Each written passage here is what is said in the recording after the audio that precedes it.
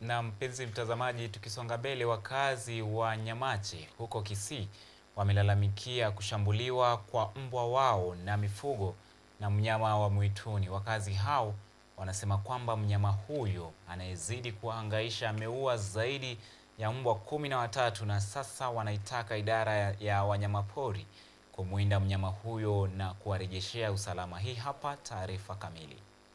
Katika kijiji tulivu cha Nyamache, giza linapoingia ndivyo karaha inavyowakumba. Mnyama wa pori anayezidi kuwakera na madhila kila uchao amewaacha na hofu wakazi wa kijiji hiki wanaolilia mbwa wao ambao wamekuwa wakishambuliwa na mnyama huyu wasiyemfahamu.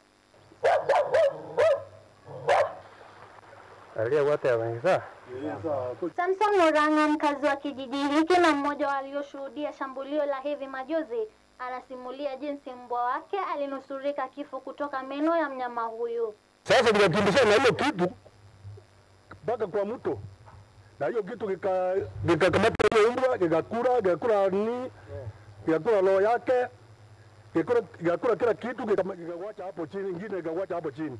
Wakazi wa kijiji hiki sasa wanatoa wito kwa huduma za wanyamapori kufika katika kijiji hicho na kufanya uchunguzi zaidi juu ya visa hivi, wakazi hawa wakisema kuwa wanaishi kwa hofu ya mnyama huyo. Wale wanasimamia wanyamapori wakuje hapa ili wachunguze wajue ni mnyama gani hiyo ulikuja ukawawa hii mbwa. Kufikia mwezi wa 3, huduma ya wanyamapori nchini ilirekodi zaidi ya visa 3,000 vya mashambulizi ya wanyamapori, visa hivi vikisababisha zaidi ya vifo 40. Macho yote sasa yameelekezwa kwa KWS kuona iwapo wataingilia kati na kutatua jinamizi hili kwa wakazi wa Nyamache.